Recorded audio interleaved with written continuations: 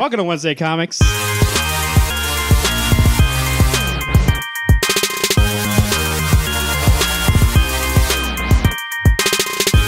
Brought to you by rootsoftheswampthing.com and SuperCon 2018 Return of the Con.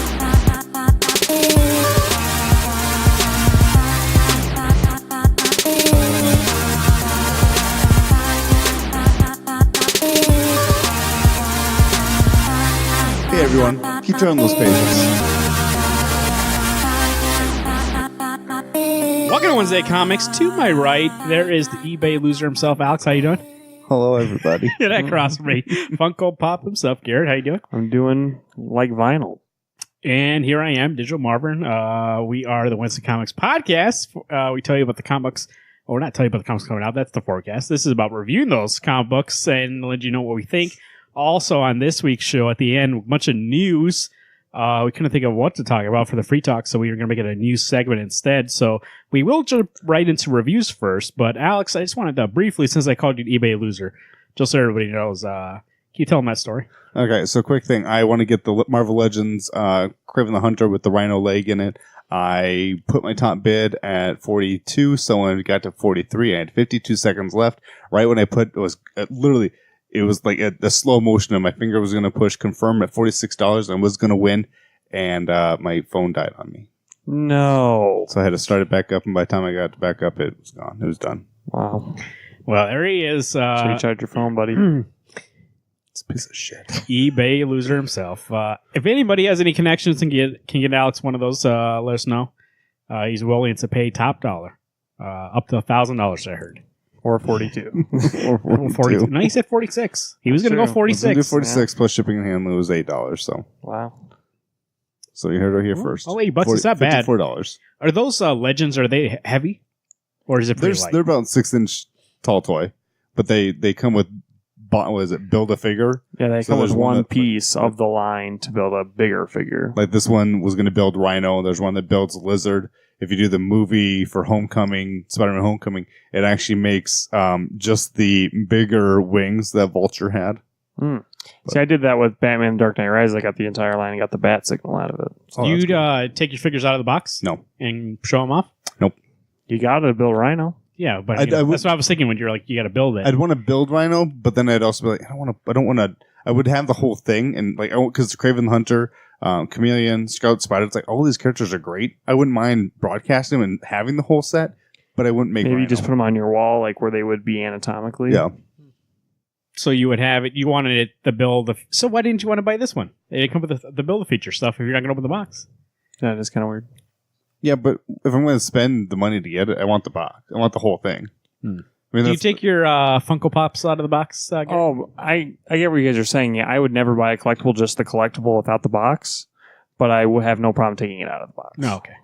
So that one you were showing him was out of the box already. No, No, that the- one I the- have in the box, but I have no problem taking those out of the box. No, I mean the 3-pack that Yeah, he yeah. showed me. Oh, yeah.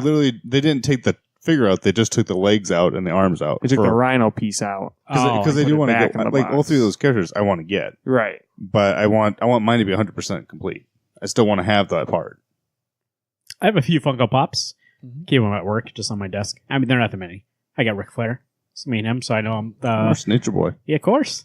I'm gonna be wheeling dealing. I gotta have the guy in front of me, and he's in this sweet little pink suit, glasses, sunglasses, and he's got the title around on his shoulder. And I got a figure from Rainbow Six, and I got somebody else. I forgot. Don't you have Robin? Oh, Or is that's that here? Jack. Okay. That's Jack's. So Well, I didn't know if you kept it and you had it. At that's work. Bill's named Grayson. I gave it to him. I was trying to get all those Grayson figures, and turns out there's only like 4 of them. I thought there was more, but I guess not. I wish they would release a Grayson from the Grayson. Oh, dude, that'd be When the amazing. spy? Yeah, when he's a spy, that would be excellent. But they only had like Batman '88, the animated series, or, like original Robin, and then they had Nightwing. No, so they only have a Nightwing. So yes, those. Why I did feel they like make they a have a red? couple different versions of Nightwings, though, don't they? Do they? They should have I've red. only I ever would seen assume one. and a blue. I've only And seen they the blue should have an animated series of it too. of Nightwing. Of Nightwing. He's in the animated series. He is. Batman and Robin Adventures. You know what? That's what. I actually subscribe to this DC universe now, so I could go relive that because I think we learned on a very early podcast that I think I've only ever seen the first 2 series over and over again. That's too bad. You, Because I think that's when I was alive when it was coming out. And you I were think, alive then? Now you're dead? moron. I mean, I was a kid when it was coming out. And I just was like, I used to watch it like as it came out. And I think I just stopped watching it. I had a thing, but Is that appropriate for a kid? What? 3 years old? Sure. Batman? What do you think I That watched? first episode is That would explain a lot. Man Bat. God, that's great. I love that. That's what a way Isn't to it break scary? into a show. Like that's an amazing episode. I showed him Justice League and that was fine, but also I feel like that's tamer than the Batman. Yeah, definitely. Oh, so when you get to volume 4, it's a little more gritty. Of Batman? Yes, animated series. That's volume 4 is a little more darker than what you're used to. All right. Also, Swamp Thing came out this week. These guys saw, but we're going to tease. There might be something coming out of that. So look at this feed for a possibility that we might talk about it when it's all said and done. By the way, actually, Doom Patrol, have you watched it? Oh, pretty good. It's Really? really good. Yep. Are you all the way caught up? No, I've watched like the beginning part, but Okay. I really like it a lot. Thanks. Brandon Fraser, That'll be the fun. to man's see. back. He's fucking good. He's good. I never thought he was bad. No, I know he's back. I said Right. No, I get it. that's what I'm just saying. He's good. Yeah, but he's just saying I never thought he was bad. I know what he's saying because I said he's good, and he's like, I didn't think he was ever bad. I just meant that It's good- he's kind of good- forget he's when good in somebody's this. gone for a while and they He's come back. he has been acting for a while. Bedazzled, you ever seen that movie? Yes, Hell It's yeah. fucking- but the only reason I watched it is because of Elizabeth Hurley. Yeah, Cocaine. Vanessa? Oh, I love that fucking movie. Here we go. This is Heroes in Crisis number 9. Yes, All right. Mm-hmm. Tom King and Clayman. Clayman and Tamu More, or however you say his name? yes. Who knows? This is the final issue of Tom King's Heroes in Crisis, the story where a bunch of people want to get help because it's hard being a superhero. And then it turns out that Wally just wants to fucking kill them all and plan a murder that doesn't fucking matter. How did you guys like Oh, this? good. Hopefully, the way you just talked about is how we all felt about this. I hated this. Story-wise, I get what Tom King was trying to say, but you know how we talk about if a book can't stick the landing? It crash landed. This ran and- into the cliff. Yeah. No survivors, and the forest caught on fire after it fell. Like this book opens with past Wally trying to kill a version of future Wally to have a body for the scene of when Wally kills everybody because he has a little speed force spasm. Because of everything that's going wrong with him. And I was kind of explaining, I was talking to Alex a little bit. I don't think the speed force, yes, it can be used externally as a force, but I don't think it's something like if you rage out that you lose control of the speed force. Like, I've always imagined that the speedsters use the speed force, not that they like, oh, I'm in a bad mood, so now you all get electrocuted because I assume they could harness it, but it's not their power to have. Right. It's not like the Incredible Hulk that when he gets overly angry or all of a sudden spastic, he hulks out. You don't just flash Right. out. So, I don't know. There's a lot of things that I just didn't think made sense. Well, I mean, if you go back to like our earlier reviews, especially me, like the first, I would say like 3 or 4, I'd be like, he's setting up for something. And nothing ever fucking came out of it. yeah. Like Harley Quinn, Mercy beats Superman, Wonder Woman, and Batman. I was like, I bet you think it's not Harley Quinn. I guess it was. The whole time. She's just OP now. And she's not like, she didn't have anything that made her strong or anything like that. It just was her. And I was like, okay. And then there's a part where they show like all the people who've been in Sanctuary, and there's a lot of villains showing up, and they would say weird stuff, being like, oh, I think they're involved. Turns out not.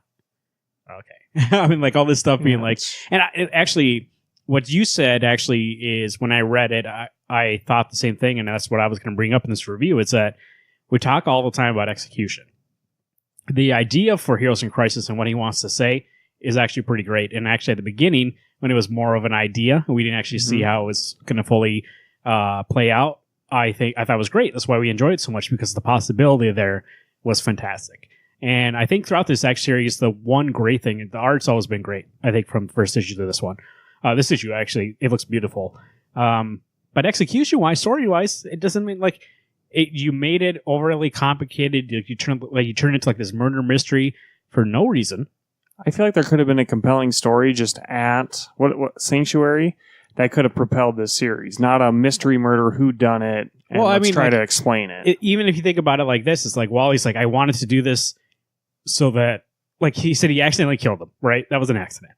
but then he set it up as like a fake murder, so that way Superman would have to like come out and say, hey, we have a sanctuary and this is what happened there. And he leaked all the tapes because of that, because he wanted people to be aware of it, so they know that superheroes also suffer, and that way people would get like an awareness, right? And but I thought the whole time, I was like, and you couldn't just went to a fucking newspaper and like, here's my expose, like there's a sanctuary. Why do people have to die? Why do you have to blame Booster and Harley Quinn? And they almost got fucking killed, or not killed. I guess they wouldn't have been killed, but they fought Superman on them because they thought it was them. And those two fought each other. I guess they must have killed each other. But like all this stuff happened, and at the end he was like, yeah, I just wanted people to know about this. And I was like, that's the way you want about it? Do you ever think in a million years that Wally West, the Flash who was the Flash for 30 years, while Barry Allen was stuck in the Speed Force, basically, whatever, in a million years, not only, I mean, yes, he accidentally murdered a shit ton of people. But do you think for a second his first thought is, oh, I'm going to go cover this up. And then I'm going to use this to tell a story about heroes that have things they have to work through? Like, never. So not in a million is, years. when you say it out loud, I go, yeah, no, that doesn't seem like a heroic thing to do. Right. In all honesty, he should, gone to Barry and gone, okay, I done something horrible and I didn't mean to do it. I lost control. Okay, well, we can work through that. We can talk about that. But the whole reason for everyone needs to know what's going on with us. No one gives a shit what's going on with you guys. They see you as heroes. They don't want to know that you're weak. And that's the only thing, is that it's not necessarily a weakness to have a vulnerability. But now all these people know what's going on. All these people know that there is a place. Now all the bad guys know. My thing is that it's like logistically doesn't make sense. Why would you tell everyone we have problems?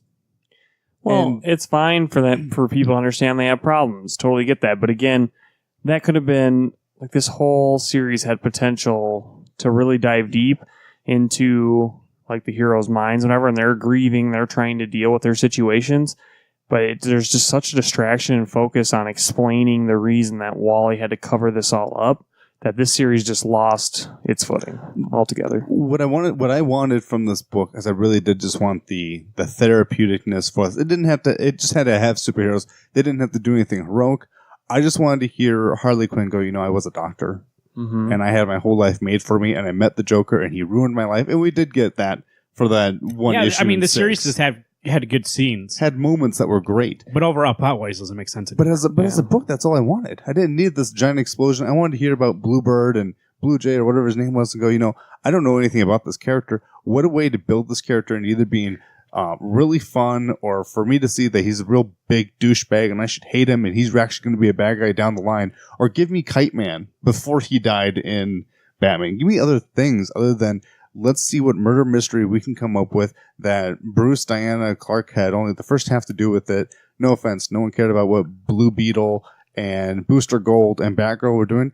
And the weird thing with Batgirl and Harley Quinn, never would they ever team up. They would never talk to each other like that. They called each other babe or hun or, hey, let's go, sweet thing. Let's go do some stuff. Okay, that didn't feel legitimately like these characters. Right. Remind me if I forgot or something, but Batman and Flash, the Barry Allen Flash, where they were investigating this, did they ever figure out anything? Nope. Because Booster figured out that it was Friday's future Flash, and then they all figured that out, Booster's team. And at the end, they're like, Batman's coming. He saw, we went. But if they would have never went in time, had a time travel thing, Batman and Barry would have been there still being like, oh, I wonder what fucking happened. That whole storyline doesn't mean anything. It just wasted time. Basically, it was just giving Tom King a break to go do whatever he wanted to do. And we had that little mini... 4-issue mini. For what? They weren't part of Basically, the Barry's just pissed that Batman never thought about creating Sanctuary, a haven for superheroes that have issues to go through. So, yeah, and it leaves a bad taste in my mouth because, so when Wally came back in that Rebirth special, the 80-page giant, everyone's like, yes, Wally West is back. Think about that character's arc in this. He comes back, his family's all gone. Damian gives him a heart attack. That's right. His kids are missing. His wife doesn't know who he is. Every team he joins, he gets kicked off of it or he gets abandoned. He goes to Sanctuary, murders a bunch of people, and then he covers it up. Now he's in jail. probably for a while, and he has no chance of redemption. And how's the future Flash that's only 5 days in the future? How's he over it already and like talking the 5-day younger Flash through it? And like that last scene, Yeah. like he's telling him, hey, you're not alone in this. And it's like, dude, that's you in 5 days. So Yeah. like, well, I would see that and be like, oh, I guess I'm going to be good because this guy's okay. And some of his advice is plant a flower. Make sure you plant, and then Well, that was poison 'cause ivy grows out of it. Yeah, And like, because she died in the thing. yeah, Yeah, I don't know. it's just bad. Art-wise, fantastic. Yeah, art was great. Both people, Mitch Gerads and Clayman, actually some of the best work I've seen from Clayman. Mhm. Maybe excited to see what he does in the future. Also, Mitch, too, they both kind of stretched what their style was for this book. I did enjoy, even though nothing came out of it, those interview little Mhm. 9-page grid pages, just because that one was fun, but nothing ever came out of it that meant anything. But that was like the connecting moment for you, was getting to see this confessions, and that's what I wanted from this, and then to get this bullshit. It just, Well, like even that one where like we saw Superman's confession and Batman's confession and Wonder Woman's confession, like nothing ever comes out of that. Yeah. Like I Yeah. just see and that's it. All right. Whatever. So I think my problem for this book, and it has nothing to do with what the story was, but where were the other three? Where the Trinity at right now? Yeah, Bruce that's is- true. They were like a big part in the beginning. Now they're just nowhere to be. They got the fucking shit kicked found. out of them. Now they're so ashamed that Harley has no powers, beat them all. It's just, Yeah, they never come together, and the last thing you see is only Batman and Wonder Woman escorting Wally into prison. That's it. No Superman. there's things that this book really should have had something better going on, and unfortunately, I feel like we went from Mr. Miracle, an amazing 12-issue series, to this. What a step down. This seems like one that he wanted to write, but didn't have a full plan. It was like, hey, I had the first arc down, and then when we get to the second arc, we'll attack the next step. But then, like, it got too fast, and then it's like, okay, this is what we're going to do. I'm not sure. Yeah, I don't know why they chose to somehow rope in that whole story about the murder mystery. Well, Yeah, and I wish it never happened. didn't this start off as a 7-issue, and then it went Yeah, to a Yeah, 9? they made sure. Yeah. Okay, so how much was... I want to know if the 7-issue run was actually the 7 issues we would have gotten, or did it get changed because we got to blow this bad boy up? It's got to be more than what it looks like. It's got to be more than you can see. I think they changed it when it was on issue 4 or 5. They're like, Yeah. we need 2 more. Okay, so 7 probably really was what it was. But if you think about there's 2 issues of Wally contemplating what he did. I wonder if those were the 2 that added to make it not just seem like, yeah, Wally did this and he fucked up and this is the end of our story. Like, cool. Hope you Yay. enjoyed it. Like, he's in prison now. Bye. So I think maybe that was it. But I think even explaining it just makes Wally seem more of like a dumbass and like just so insensitive. Also, it's like at this point, all the series has really done, I think it took something we were really interested in, like the mental health of these characters, and almost stepped back in a way. But now it's kind of like we try to do that, and maybe now like they'd be like, oh, look, people want to know about that, and maybe we want to get that kind of story anytime in the future because of this. But also ruins the character Wally, who now kill people and is in jail, and it's like, dude, this guy is the happiest fucking guy. Yeah. He's like the Flash who makes jokes. Like this is the Flash that's been the Flash since Crisis in the 80s for a Mhm. lot of people. And like we were just talking about that Justice League cartoon, like he's the Flash in that one. A lot of people know this character and love this character. And now you made him kill a bunch of people for no reason. Because there's like, if it would have paid off in the story, fine, I would have accepted it. And now he's in jail, and it's like, okay, now like we have to go into the we have to go into the dark and gritty kind of Wally, and like, oh, he's gonna have problems. It's like, if anything, this should have been the guy that was okay Yeah. at the end. Like, But I think maybe my other thought process for it would be is that maybe it makes sense. He really would go down this road. He really would maybe lose control. He really has had kind of a shit life since he's gotten back. Another thing is correct. The only thing he had that was stable was Barry, and Barry is not even who he thinks he is. I mean, he is who he thinks he is, Mhm. but things have changed. They've all had different lives. He's just trying to figure out how he works in it. And so that would make sense. no, but once again, he But saw himself fighting in the future, and he's Yeah. fine. Yeah. Yeah. That guy knows what's up.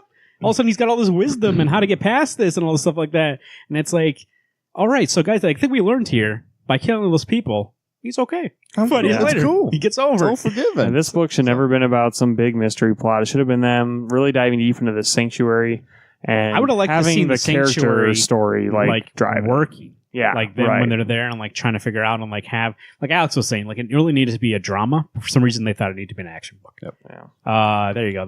I give it a 4. Yeah, 4 sounds about right. Oof. Because the I like art the was art. The really art was great. really great. Honestly, even 4 seems high, but I will agree just for the art's sake. For the series it looked great. overall, I think I'm going to give it a 6 Yeah. because it was strong in the beginning. I like the art throughout. It's just like the last 3 issues that I really hate. But I don't remember the beginning as much as well. I remember. I'm gonna give it a 5. This really was just kind of a generic. Mhm. If you want to get a book, yeah, you give it a try. Maybe wait and just read it on Hoopla. This seems like a book though that somebody might read as a trade afterwards and be like, "Oh, that was okay." But like we were roped along for so long, being like, "How's murder mystery?" What and we're putting Yeah. up things, and it's like, "Oh, that part really doesn't matter." So Mhm. whatever. We knew it was Wally. We thought it was something else. We thought it was a twist. Yeah, right. And basically, it was like, nope, that's the card. And then when they're like, "Here's why he did it and how he did it," it's like, "Oh, he didn't mean to," and he just Yeah. ran and killed people. Like he literally ran and like slugged people in the face. well, in the one part where he like sets off, it's just like the moment that he like has his little it's like his mind is just racing. Like, okay, Maybe we'll get a book of Wally in prison, and it'll be him being haunted by everybody that he's killed. That might be interesting. Zatanna comes in. He's in Arkham, right? or maybe Or is he it's, in Iron Heights? or maybe Barry does a little round. He's like, dude, you need to go back in the Speed Force. Like, you fucked up. Like, bye. Dude, you're a dick. Headbutt. Oh, also, yeah, that's you just reminded me of something. When the boosters like, when this is the fucking dumbest part of this whole book. When they were like, we can't go back in like I messed up now because there needs to be a flash body there. I'm not going to kill myself 5 days in the future Speed anymore. Force. Oh, God. So then they were like, yeah, like that's what happened with Barry. He fucked it up, and that's how we got the Flashpoint, all this stuff like that. And that's the original reason why my family's gone. He's like, and then Booster's like, no. We go to the future, we make a fucking clone, we come back, and we drop that out there. And I was like, okay, No, he even called it a speed clone. speed clone. You could speed clone somebody. Yeah. Why would you need to speed clone somebody? You have time travel. It could be regular cloning. You could just go back before you blow it up. You know You what could I literally missed? clone a baby. He said he let didn't him want to do that grow because up. of Flashpoint. Oh, fuck that. But it You was fixed like, it was so. What's different between Flashpoint and now is like that moment happened maybe a couple of days ago. Flashpoint, he went back like 20 years. But do you understand what they're saying? They're saying, hey, how about we go kill somebody else and we'll put him there. Yeah. They're going to make We're a still clone, killing. which would be a person Right. who has life, kill him, and then leave him there again. It's not like they say, hey, how about we make a fake body? They said, how about we clone you and we kill that guy and leave him there? I didn't think about it that way. They're And still they gonna have kill people, Wally just- carrying the body in like a black bag, like racing back towards the time. I'm like, oh That's my what I mean. god! In a black bag because they fucking killed him. You remember when Booster had a stain on his glasses and he just couldn't get rid of it? Yeah. His whole glasses would just be covered in blood. See, I I like think how- it would have made more sense if Booster was the bad guy in this. I like how that's their suggestion. Though. They're like, he's like, I fucking killed people. I didn't mean it. Hey, Let's it's go kill okay. someone else. We got to kill somebody else. Real quick. It's in the future. Problem Don't worry, though. It's a solved. clone, and obviously they're not people. So we're going to clone him, kill him. Even though right here, right now, there's 2 of you. Don't Well, take offense to people- this, but I got to make another one of you, and I'm going to kill that guy. And we got to dress him up in a suit. I'm gonna kill that guy. So it's like, Oh, God, that was. Yeah, Oh wait, was this the bad book that you didn't like? Yeah. Okay, good. shit sauce. Good. We both hoped that when you came back up, this would be the shit book. I read this issue, and I was like, because I think the beginning of the series, I think it was great. But I think a lot of it was based on being like, hey, let it play out, see what happens. I'm sure there's some reason for all this stuff happening. The one I keep thinking about is Harley, Mhm. like fighting those guys. Where I could be like, oh, there's got to be some reason. 'Cause there's no way she's There's more no- overpowered than there's no way Superman, she's- Batman, and Wonder Yeah, Woman. there's no way she beats all 3 of them. There's no way she beats a doctor one from of them. Gotham City. I say, I could see her fighting Bruce. Bruce is fine. They're both human. She is trained in martial arts. That's cool. Diana, maybe she pulls her punches. She doesn't want to hurt her. That's what I was going to She say. gets a hold. Any of Gets them. a hold of him. Superman, stay still, holds her, and is done. I was going to say, if anything, I think Superman would be the one she could beat because he doesn't want to hurt her. He doesn't want to like use his powers to hurt Oh. her. She's just human. You're right. Amazon. Batman would beat the shit out of her. in 2 But I'm seconds. saying that she could stand a chance against Bruce, even though he is trained at 127 Oh. different martial arts. We know. He would- What was that book that I think it was in Me and Batman. Then he like shoved her face in the wall. Yeah. Like Yeah. knock her out. Like he would fucking take her out in a second. Yeah. Okay. We should get a redone of that issue 2 and just watch him beat the shit out of her. Anyway, a book that was good this week was Ascender number 2, yes. written by Jeff Lemire, art by Dustin Wynn. I was telling Garrett before the show, Marvin had stepped away from the mic. This was an amazing issue. It did surpass the first issue a lot. I'm not saying the first issue is bad. First issue introduced you to the fact that there's no longer robots around. If there is, you're in deep doo-doo because Mother, basically the Emperor, doesn't want robots or any kind of machines around. She's the magic bitch around town. And so we actually get to meet a favorite robot from Descender. Marvin would know, of course. Yeah. Arf Arf, Bandit. Mm-hmm. He shows up from the meter in the sky, and is it Mila? Yep, Mila. Good old Tim 21's dog. Yep. Mila finds him, brings it home, and she's not cleaning them. But Andy hears her. No, wait. Andy Is it working? Andy comes upon her and is like He's looking just for looking it. he goes He's looking for her. he goes Mila, and she like turns around like, oh, I'm so fucked, like this is a robot, we're not supposed to have robots. And Andy's like not mad at all. He's like, you found my dog. Bandit, my baby. Let me snuggle you. Yeah, and Let's take I was you gonna home say, and then give him he a starts bath. struggling with the dog and forgets about her. Yeah, There's right. that panel. replaced. There's that panel where she's just looking at them, being like, "What?" Takes him home, gives him a bath. We get Mother and her cronies. They went to Ganesh, right, first to... Yep. To see the pig face king. Holy shit, that kid is ugly. Yeah, Yeah. basically, I don't know. They're just punishing him because he's not getting more work done Yep. about removing all They robots. need to be finding the robots. They're not doing it. This snot-ass kid isn't doing his You job. can see him just laying in his throne, just like, yeah. So here's my eye. It reminds me of Lord of the Rings. What's that? Oh, They with, were- Worm Tongue? yeah. Yeah, Mother's in charge, but they got a fake king there. right. Um, Yeah, what Alex is saying, when Mother she's like, well, I'm going to keep an eye on you, takes her eye out of her head and puts in this like octopus thing to always be with that little douchebag. like an eye octopus. It's got eyes all over. Yeah, Octa-eye. that's gross. I'm going to look at you, bro. Oh, shit. And so then obviously we lead into one of the best parts of this whole book. Mhm. Mother goes to investigate. They've been given a signal that there's a robot, right? By Not these- Mother, just her vamp guard. I thought, Vampire she guard. showed up. She wasn't there, no. She was gone. That's right. She's off Earth with that stupid general. Yep, so the vampire generals, which I do like that these henchmen of hers are like magical beings. They're vampires. So that's really cool. But basically, Andy, they have like sensors all over that they can detect like robots and machines. And Andy, It seems like a spell. yeah, They it have a could spell be. so that when there's technology, they go, oh. Because I forgot what they call it, but it seemed like it was a spell. Yeah, because it couldn't So be a there's a beacon sensor. or something they yeah, gave because off. I guess sensor would be a machine then. So, but Andy's like, "Hey Mila, like stay down." Hide And under the then bed. She like Whatever you see happens, stay Andy there. like punching this hole in the ground, like try to get something, and he comes up with like a giant ass fucking robot gun, like the plasma or laser gun. Like a laser. Have you guys cannon. played God of War? Yeah. No. The new one? Oh no, not the new one. Oh, okay. Never mind. I think we talked about this last week that I want that game. That scene reminded me of a scene in God of War. Like almost like, yeah. Damn. Let me get my big ass Um, weapon. And basically, Shoots through Andy shoots through that vamp guard like they're nothing, but like just obliterates them. And he's like, Mila, we got to go. And so, Well, and actually, Mila didn't do what she was told. She came out and killed. Oh, the yeah, vamp she guard. kills the 'Cause vamp guard. Doesn't she laser him through the back? she stabs him with Stabs a him. piece of the wood. Looks like, fragments. yeah. I was going to say, it looks like a spear. That's right. And then guess what? He said, hey, we got to get off this planet. She says, how? She goes, there's some ships in the legal parts of town off-site, and we see Tesla. She's sitting on the ship.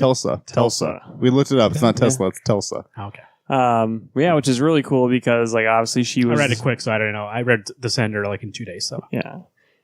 She was the leader of. I can't She was the remember. captain of the UGC. Yeah, there you go. The Hunters United for Galactic him. Council. 'Cause Yeah. they, were, UGC. they were looking for Andy, hmm and now Andy and her are buddies. Yeah. So it'll be cool to see how she wound up after the story. She obviously looks like the With Han the show. Solo. Like, oh fuck, like my life just sucks now. Blah, Well, who's blah, to blah. say what her face looks like? Because when I saw the profile, maybe she and Effie got together and she ripped off Effie's face.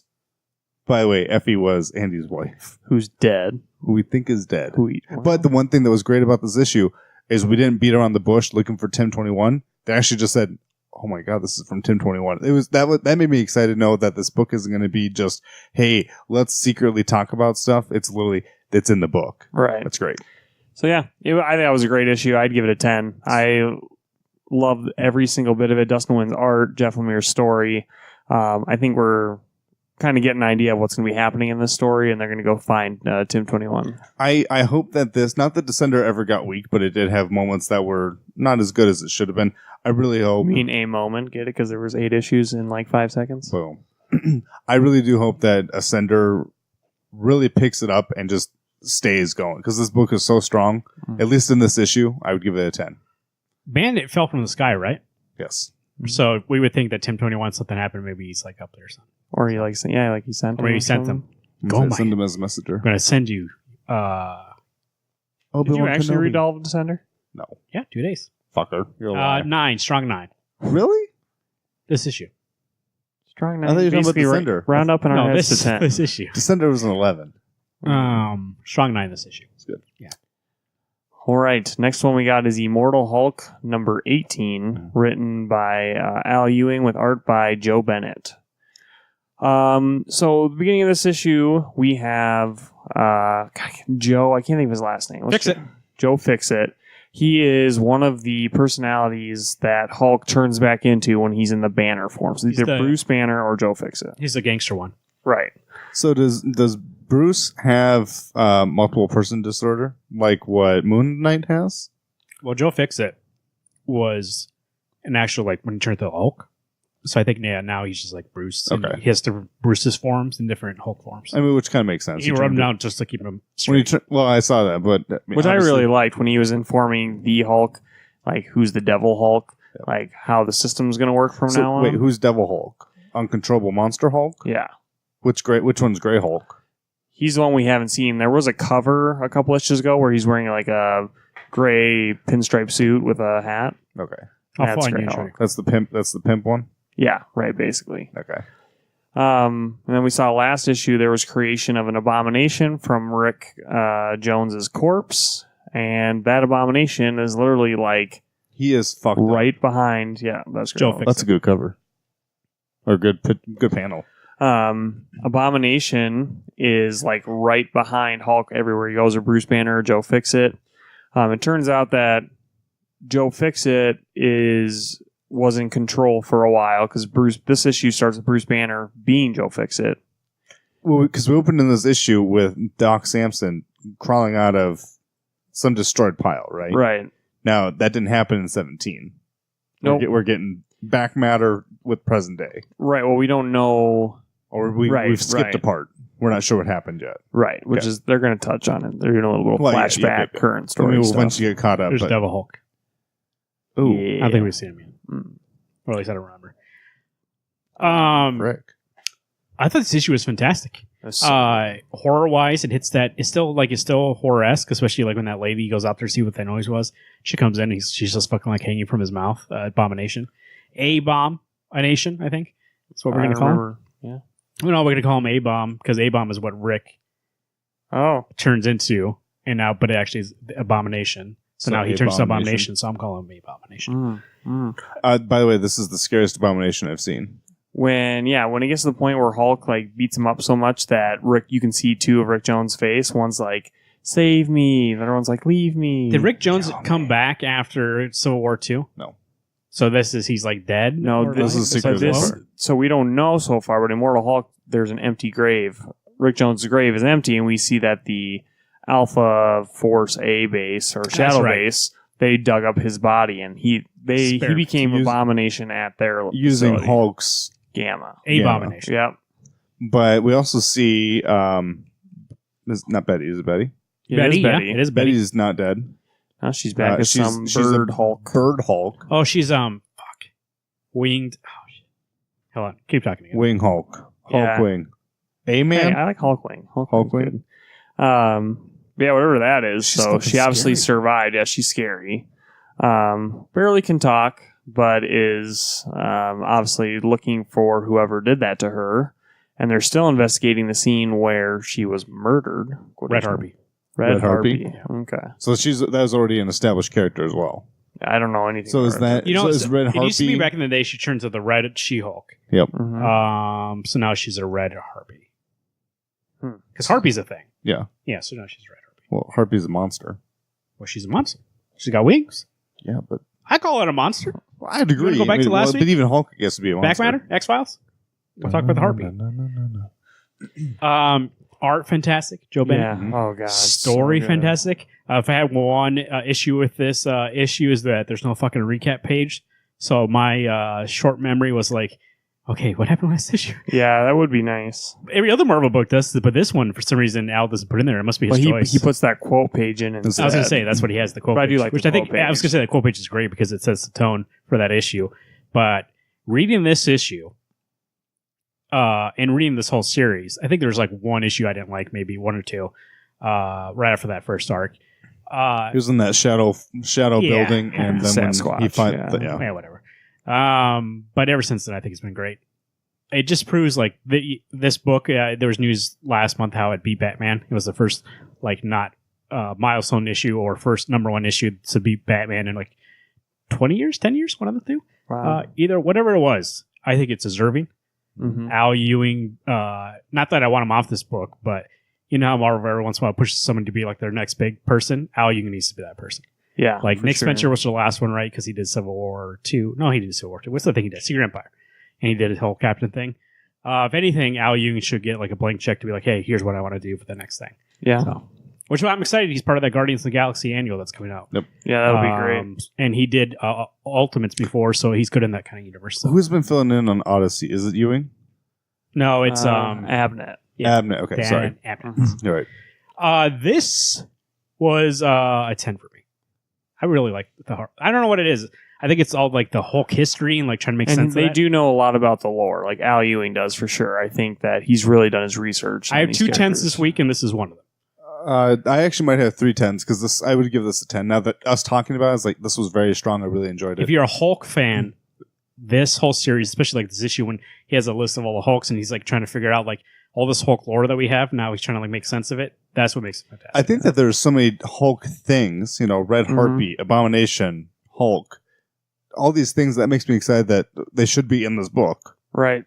Yeah, that's what you should always do with your comic book title. Use all the characters that are in your specific title and like really use them to their best ability. I give it a 10. I enjoyed it all the way through. Fantastic, Incredible Hulk. I would recommend it. If you're listening to this and you're not reading that series, Immortal, you should be. Immortal Hulk. What'd I sorry. say? You said incredible. Well, he's incredible. He is. too. He is. He's you're right, immoral. You're right. You're He's right. indestructible. He's invincible. Yeah. Indestructible. Whatever the fuck we want I to just tell. wanted to be the fucking Hulk. Has there ever been an Invisible Hulk?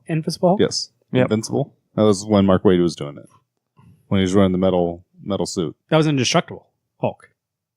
Yeah, indestructible is. What did I say? Invincible? Yeah. Invincible. Invincible was Jason Aaron. Yeah, you're right. Or no, that was incredible. That was Incredible, There was an Invincible Hulk. I know that. Better be next. Next book, we got Doomsday Clock number 10. That's Gary Frank and Jeff Johns. The book that started, 2 years ago? We're on issue 10. 2 issues left, so we're not going to get done this year, right? Yeah. Hypothetically. I mean, well, hopefully. Should. This issue, we'll just say, and we'll talk about it. We're not going to go scene by scene, but overall, We'd be here for years if we went scene by scene. we would. So I'm going to tell you like the main through line for this book, and we can talk about specifics as we go along. But basically, what it is that Dr. Manhattan says, "I need to leave this fucking world, this Watchmen world. I need to go and get out of here." And he decides he's going to go to a different universe. And he shows up in a universe, and he's like, "This universe is weird. Like it feels weird. I can't really see the future or anything like that." And he figures out how to see the future again. And then he realizes that in this universe, which he dubs the meta universe, anything that happens here affects all the other universes. And the main component, like everything goes through, is Superman. And so he does all these experiments. He makes somebody die, see what happens. He lets them live, sees what happens. He gives somebody some information about being in Hollywood and see what happens. Moves Alan Scott's lantern a little bit away, so that way he never actually grabs it to see what happens. Things like that, because he's trying to figure out. He even moved Superman landing on Earth 16 years or 18 years in the future? No, that is when. So that's my favorite part of this book is that. So when he's looking at all this stuff, like trying to figure out this whole universe, he's seeing that it's constantly changing.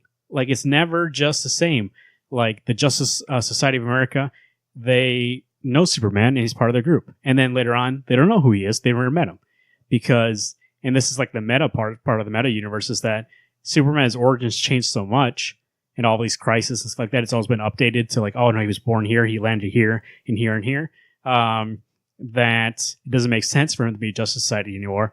So when they rewrote it in like real life and in comic book lore as a retcon, all of a sudden he wasn't part of them anymore. So they're part of this universe, this meta universe in which all that stuff, that's what it is like when they make changes like that, it affects all these other universes because, and eventually it comes to a point where Justice Society of America doesn't exist anymore. And that's what created the New 52. Right. Like all these fucking things, you can read this thing like 5 times and find all these things.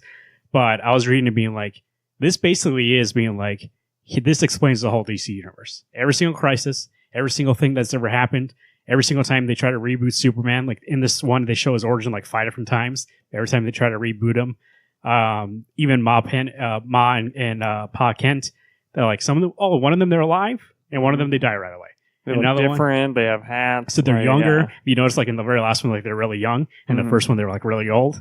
And it's like, yeah, because the first time when they were his first origin, they were older, and then when they remade it for the modern times, they were young, like a young couple. And I just find it fascinating, basically seeing the DC universe within all these changes, like somebody recognizing that stuff's changing. Because normally in comics, they don't notice. Mm-hmm. Like, it's like, oh, Superman, I thought you were born in 1938. Was there 8? Mm-hmm. And you know, and now he's like 1986, right? Yep. And it's like nobody ever notices that. But we have to constantly change things, otherwise the dude's going to be fucking 200 years old. Mm-hmm. Yeah, but he'll never look over 30. I was going to say, not that it really matters. But anyways, I just like Dr. Manhattan seeing them being like, what the fuck's all this? And him also being so void of humanity that he doesn't care that like, he's like, I'm going to kill this guy off and see what happens. And he sees what happens. And he goes, oh, that's cool. He's like a scientist. Yeah. He's like a fucking guy. Like, oh, okay, I'm going to give like this rat. We're going to give this guy, I'm going to starve this one. And I'm going to give this guy food to see how they react and stuff like that. So that's basically what he's doing with this. He's running experiments. And I like, so this issue not only is fascinating because it kind of tries to explain how the DC universe as a whole works and how it all runs through Superman, but also Dr. Manhattan. Because when we get to the end, after he does all these experiments, tries to figure out stuff, and he figures out that Superman's the main component, and he sees that Superman and him fight in the future, and Superman kills him. And he realizes at that point, he'd be like, oh, I need to change it, otherwise I'm going to stay dead. well, at that point, he goes, oh, I'm the villain. Right. Because him doing all that stuff, it's never for him. It's never being like, oh, I'm going to do this because I'm a good guy or a bad guy. He's just trying to figure out what's going on. And then that's when we get to the end. He's like, oh, wait, my actions have consequences. I'm the man of inaction. Like, I really don't think to do anything. I just do it. And Superman's the man of action. So now they have to meet because he's going to do something about it because he feels a certain way. And I just do shit because, like, I'm just like, oh, how does this work? And now all of a sudden, oh, I made myself the villain. That's what at the end he's like, oh, shit, I didn't realize, like, people were going to care about this. I thought it was... That quote at the end, though, too, where it's talking about, like, the dichotomy of each of them, like, how they're kind of like two sides of a coin. Like, that makes so much sense. He says that, like, Superman is the, like, symbol of hope, and I'm the symbol of not if you think about it, so, like, if you think about Watchmen, right? The actual Watchmen story. In that book, Dr. Manhattan, like, is very just, like, observing, right?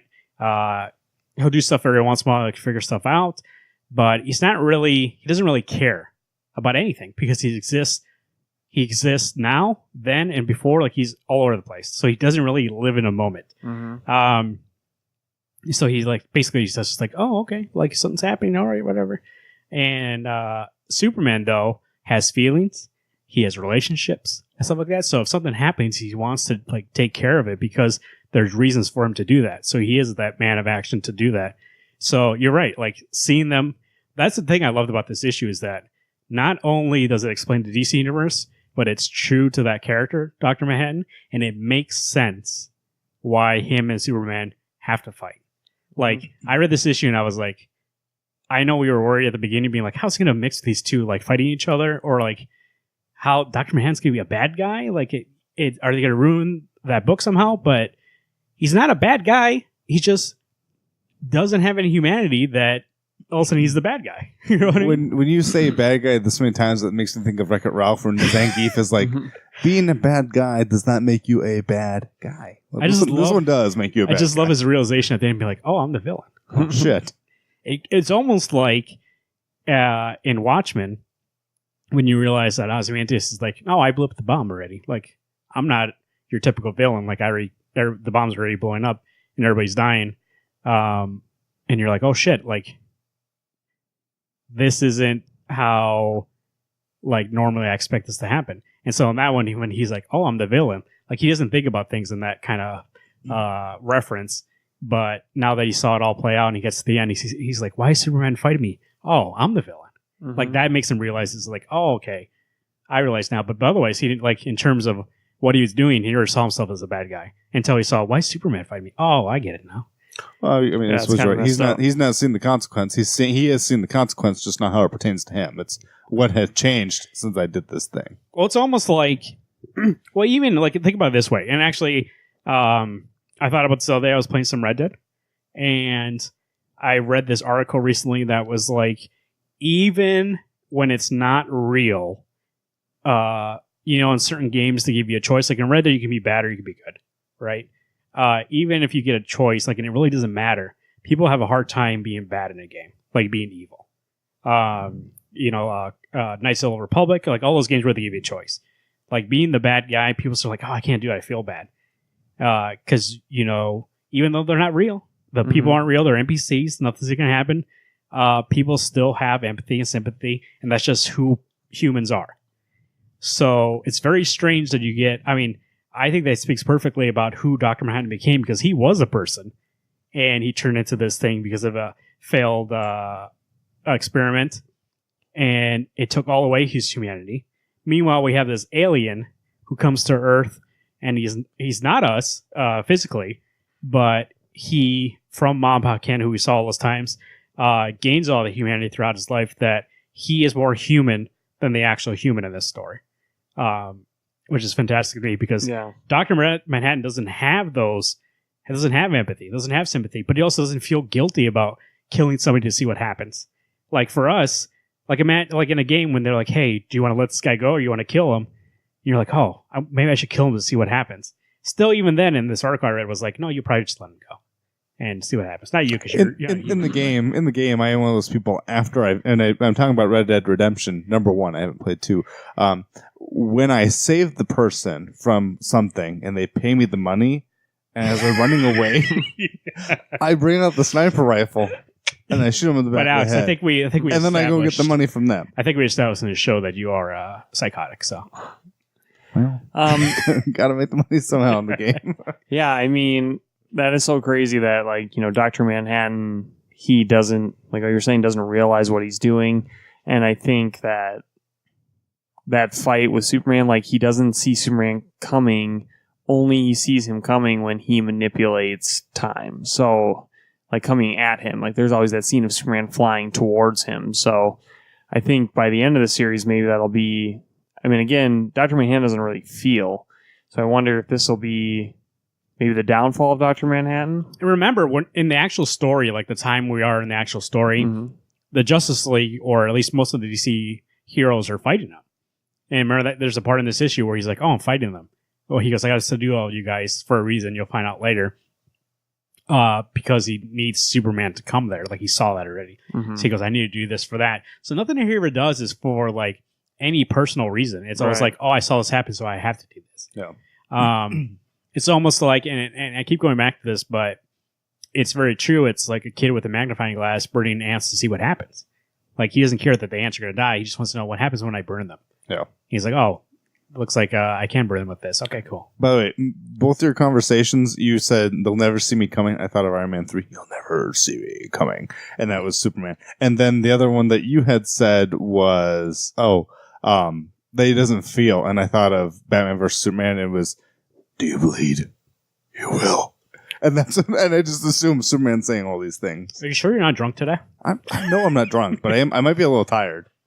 You might be Dr. Manhattan and you're living in all these times at the same time. So, well, I think there might be a reveal, because if you remember at the end of the first issue, Doomsday Clock, Clark has a nightmare about his parents crashing into that tree. But he was never there. So I wonder if maybe Dr. Manhattan changed something, and that's the reason that they died. Was that the 1938 one where when they were older? No, it's the newest one. So Dr. Manhattan made his parents die in that car crash because he wanted to see what would happen to Superman if he killed their parents early, or killed his parents very early. And he found out that was the New 52 Superman. But he's devoid of humanity. This is the one that's most attached to humanity. he's more mad and angry. He's not really like the Superman that we knew, which makes sense. In New 52, where he was always angry. People were like, this is not the Superman that I know. This is the guy who they kind of, this is the guy who would, and this is not the same universe, so I'm not saying this is the same person, but this is the guy who would snap Zod's neck in the Man of Steel movie. Like, that's that kind of Superman. And it's because his parents weren't there, and he realized throughout all those origins, and that his mom and dad are the ones that make him more human, and the ones that show him how to be better. So if he killed him off early, he's like, oh, okay, now the Superman's more alien, and he left it like that. So what Garrett's saying is that he might have felt him like, oh, my parents died. So like now he's realizing that, and that's probably why he's going after Dr. Manhattan. He's like, you did this. Right. Like, none of this was supposed to be this way, but you're the one who did this. So in the timeline we live now, his parents died in a car crash. I believe so. I believe that's the last. Because they merged the timelines together. Right. Okay. Oh, jeez. Okay. We're all awake now, but I give it a 10. That was an amazing issue. I have too many 10s this week, so sorry there, Sergeant America. It's a good week. It's gonna be it's a great week. So. It's a good week. Except for Heroes in Crisis. That would give me the 4. But I don't think there's a reason why not to give it a 10. Yeah. Because this really was a very, very strong issue. I would agree. 10. I mean, we have to wait for these issues, but I think it's worth it every time we get to another I one. wonder if, because Jeff Johns said that this series was going to, I mean, this whole thing, like Rebirth, that one shot, and then this, and there was the button, all this stuff, is leading to something to make a change to the DC Universe. I wonder if it is that they recognize the multiverse and all these things exist again. And not only that, but everybody's timelines get shifted back to how they were. You know what I mean? Like no more New 52, because we're still technically in the New 52 storylines. It just became a rebirth where they changed some things. So we're going to go back to like how they used to be. You'll get the... Before Rebirth, before New 52, back to... Yeah, we'll probably get Ma and Pa Kent back. Like they'll be still alive and all stuff like that. And with Batman, we might get, actually, he didn't really change that much. It's more like the background characters like Spoiler and Stephanie Brown and all those. Yeah, We get Stephanie Brown back as a Robin, actually. Or as a Batgirl. So yeah, we might get a lot of that stuff. Might just change back. So I'm excited to see what happens. Obviously, we got 2 more issues left. And obviously, that's probably going to see the last one come out around Christmas. I would assume so. Well, because that's what they're talking about is that when they said that, Tom King's going to be done with Batman, they said, we did this because there's going to be something happening right after that that's going to change DC Universe. So maybe this is trying to be synced up with that so that everything is synced up all together so that I think so. I think they're looking for a big kind of change again. Yeah. It's been... The new Rebirth wasn't like a reset. It was like a soft reset. New 52 was like a hard reset. They reset everything and Origins got changed. I think they're looking to do that hard reset, but like in a way that remembers the past and kind of brings it back. Because that's just been this whole thing, Rebirth. Since the beginning was remembering the past and going back to how it used to be, but they didn't change the timeline or the stories to really go back to that. So I think that's what this is going to do. That's what they got their underwear back. Sounds good. Alex, what else we get? Already forgot. Batman, Last Night on Earth. Number one by Scott Snyder and Greg Capullo. The team from New 52 has brought it back together. 4 parts. Yeah. That's what those were. What? The 4 parts. It was telling me part 4, part 3. I was a little confused. You're confused about that part because I kept thinking, it's telling me get ready for issue 2, issue 3, issue 4. No, it was the book parts of that book. I still liked it. Still good. It's broken didn't up matter. into sections. It didn't matter that it. You didn't understand that it was broken into sections. No. He thought those were ads. Yeah, I thought it was ads for like number issue 2. Oh, dude, this isn't a Marvel book. We don't just put a quote and then not say what the book is. Plus, it's only 3 issues, so yeah. Well, I knew that. And that's what threw me off with that. Why are there 4? Anyway, I thought it was incredible. I mean, I think that we never really got a great conclusion to the Batman arc by Capullo and Snyder, and this is truly their baby's ending. I mean, we have mention of the Batman, what's the device called that's going to create Batman in every generation? Well, I don't remember what it's called, but every year, every time Bruce dies, this machine makes another Bruce. Right. So we start with Bruce basically waking up in Arkham Asylum. They started looking for there's that line that every couple days there's a new line. Oh, yeah, right. And he's driving around town to find out who's making this line. Well, until he used the satellite to view out and see what this line is connecting, and realize it's a white outline of a dead Batman. Mhm. And the heart is Crime Alley, and he goes there, and there's that kid who has the bomb, A dead kid. or excuse me, not a bomb, Decomposed dead kid. A gun. Shoots him. Oh, and then he wakes up. He in wakes Arkham up in the Asylum. future, but it wakes up and it's not that Bruce. It's a new Bruce. Right. It's the clone Bruce, but he remembers it because he gets all his memories. Gets all the memories, Oh, but so then I missed that, so that means that he actually died. Yeah. Oh, shit. yeah. Damn. He either died or got injured, and then another Batman got ripped apart by the people. Ah. Was he? Yeah, because Batman was like, let them into the Justice Hall of Justice. Hall of Justice, Right. and we'll work this out. And he got ripped Oh, apart. I didn't even think about that. So there, God damn. so we don't know for sure he got killed by the kid. He might just been injured, but he definitely got killed on that hall because they said he got ripped apart. So Yeah. Okay, well, that makes a lot of sense and because this is a clone, yeah, that remembers everything. when he wakes up in Arkham, there's an Alfred there being like, "Sir, like you're done. Like that never existed. You've been crazy Yeah. this whole time. All the bad guys you've been fighting have been orderlies or doctors. Then he's looking out the window. He's like, Alfred, I know. And he's like, oh, okay, fuck. And I know. he's like, he's really old. And he's like, I felt your pulse. Like, I knew you were fucking old, dude. Dude, that scene there like blew my mind. The I town was is- like, I love- whoa. By the way, let me tell you two things before we really get into this book. I think this book was fucking fantastic. This is what Black Label should be. It wasn't like mature to be mature. It fit the story. Yeah, they had to put a dong in there to be like, this is Black Label. Yeah, there's only like a couple shits. Like shit. Like people said Yeah, shit. yeah. That's it. But I think it was like the description, like, oh yeah, they tore you apart. And I was like, oh fuck, okay. Well, Um, and you know, there's other characters that show who have no bodies and they're talking heads. Oh yes, that's you. I guess that. But I think they would do that in regular. Yeah. Well, no, I'm just saying that's regular, but again, that's still one of those things that you turn the page and this has happened. Oh, this is weird. But I think the thing I wanted to say was that I feel like, and I might be incorrect, but Greg Capullo and Scott Snyder, when they did DC Metal, Dark Knight's Metal, whatever the heck it was fucking called, they kept saying, man, this is like, we're going to go really metal for this, like rock music, like this is really going to be, and I feel like this is more like, oh, this is fucking badass and like Yeah. metal. This is more rock on. I love think this it's book. also way simpler, the story. Like, I don't need all this bullshit about like being philosophical. I just need Batman fucking coming to an Earth which is basically destroyed, and Wonder Woman telling him, hey, nothing's gonna happen, like we're fucked here, and he'd be like, no, I'm gonna fix this. And I was like, okay, let's do it. Yep. I can't believe though, like that scene. So if we go back to where we are in the story, like Alfred's like, "Hey, you're 2 years early. Like you're not even supposed to be ready yet to be Batman." And then you can tell Alfred's like, he's so depressed. He's so done. He's just like, "Man, I've had to see like this is the third Bruce like I've had to see in my lifetime."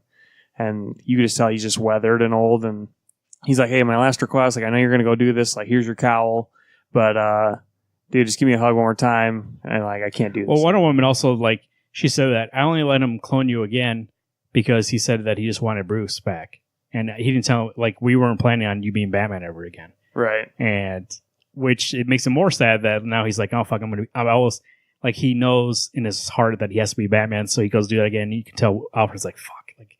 Yep, I'm gonna lose my boy again. Well, Plus and even also- Wonder Woman was too. She was like, "God damn it!" Plus, Bruce." also in that VR world, he's like, hey, I made the manor, I made all this shit, and you didn't see any of it. yeah, He was kind of mad about that too. He was like, I Oh, it spent so was- long making this world, and now you want to fucking leave right away. All right, do your thing. He should have just made a VR world where he was Batman. Then he wouldn't want to leave. Yeah. But no. But he'd still be Batman, and he'd still be going against what he wanted. He would have felt his pulse again anyways. Be like, what the fuck? Alfred, what's wrong? You old shit. The tone of this book and like how it seems like almost like a Mad Max Batman. yeah, for In sure. a sweet way, in the like, wastelands, and The way like and I think it's a very, very smart thing. And I love the way that he's been, this clone doesn't have the memories because Batman dies early on in that thing. And he doesn't know what's happened to this world. Because a thing that I find anyways, that always kind of drags down Scott's books a little bit is the exposition. And like people being like that the two characters obviously know something, but they're both talking in like exposition. But in this one, he doesn't know. Hmm. He doesn't have the memories of it. So Wonder Woman's explaining to him we get the whole idea of the world because she has to tell him because he doesn't know. Yeah. So he has amnesia, and so does Joker, right? Joker doesn't know what the fuck's going on. Yeah. That Joker might also be. He has a bit of. I think He might not even be real. Nobody else talked to him except for Yeah. Bruce. So, I mean, Well, he finds him like right away as soon as he crawls out. in the middle of the desert. Yeah. And I was like, nah, that dude. I bet you anything, this Bruce is a little fucked up, and that guy is not real. So Well, it's it kinda might be like- ahead, but he wasn't ready, right? He wasn't ready to Yeah. come out. So. It's kind of like Dark Knight Returns where Joker's dormant until Batman's active. Now so it's like maybe, Batman's the one that's fucked up, or Bruce, that he's like, he needs his Joker. well, isn't it to Joker who's survive. talking? The first, like the white bubbles or the white Yeah, it's him the whole time. prose Mhm. is that it's Joker Yeah. talking. So Mhm. I mean, it makes sense that once Batman's back, why wouldn't Joker be? And if you just read those, because I went back and read the first couple pages after you figure out it's Joker, it's kind of like a love song to Bruce. Like, being, Well, he misses him. Yeah. I mean, that's essentially what it is. That without Batman, there's no Joker. Well, that's when he came out too. He was like, "Oh, you're Ben. I've been waiting for you." He's like, "I got sand in this fucking thing, and the what do you call it? Vultures. I got vulture shit in here." That was the first shit. And I was like, "Oh, that's pretty funny." I got vulture shit in my thing. You know what? That was pretty funny. I love this book. Mhm. Yeah. I can't wait to see how this plays out. This has been the first book. Let me tell you this, guys. Since I've been Digital Marvin, this is the first book where I was like, I wish I had a physical copy of this because isn't it the nice? Mhm. it's pretty, it's prestige format. And also, It's nice. I read this and I was like, "Fuck, I want." This is the book. The next book, I'm gonna be like, everybody like read this. This Yeah. feels almost like White Knight in a way that like it doesn't seem the same type of book. Is that what I'm trying to say? But it's the Black Label book, and this before it was Black Label, but the first like a series that feels like I haven't read it before. Like Right. White Knight was like, "Oh, this is fucking good" because it feels fresh. This feels fresh. That's what I was saying. It's a refreshing Batman, even if it's carrying Especially on from these two who've yeah. done it for so long. I expected to get more of the same shit and be like, yeah, because this doesn't even really feel like Scott a little bit.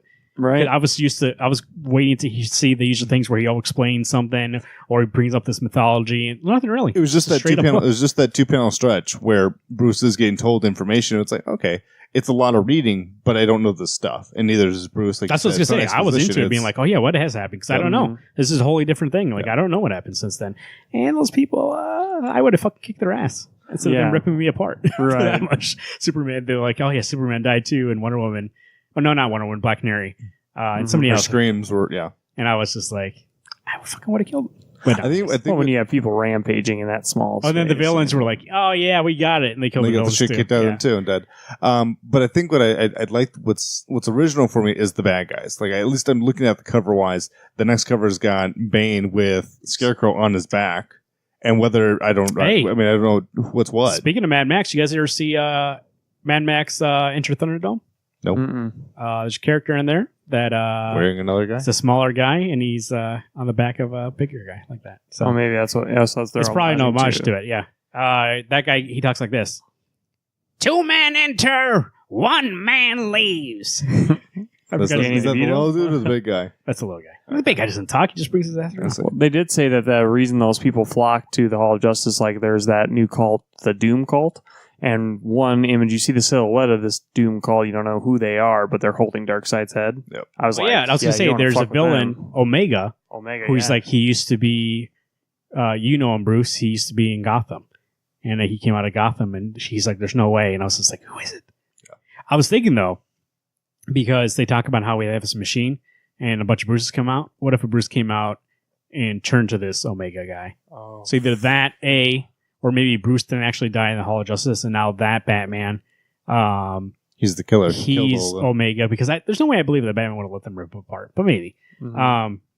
So like he actually didn't let them rip apart. He actually started to like when they came after him. That's when he turned and like killed them. And was like, okay, I guess I'm this guy now. And he like slowly turned mad. I guess I'm this guy. And the So reason it why, almost like faked his death. yeah, and the reason why they were okay like cloning other Batman because they're like, no, I need to remember my Bruce like as a Bruce, not a bad guy like this. I don't know. It could be. I was just thinking, Oh, there's a lot shit. of things it could be. I hope that it's not just something we're like expecting, like it's Damien It's Bane. or Jason. Yeah, like I hope it's Could be something. something to do with the Batman who laughs though too. I So, hope they don't but go there. I don't want but- that though, because that doesn't seem. but that's their creation. I know, but that doesn't seem as original as letting you be a different. I mean, Batman Who Laughs is part of this current world. Charlie's Angels. No, it's a Shaft. You know, I want to say, and I'll take at Marvin_Zagora on Twitter. Tweet at me, and I don't give a shit. If you got a problem, this is another 10 for me.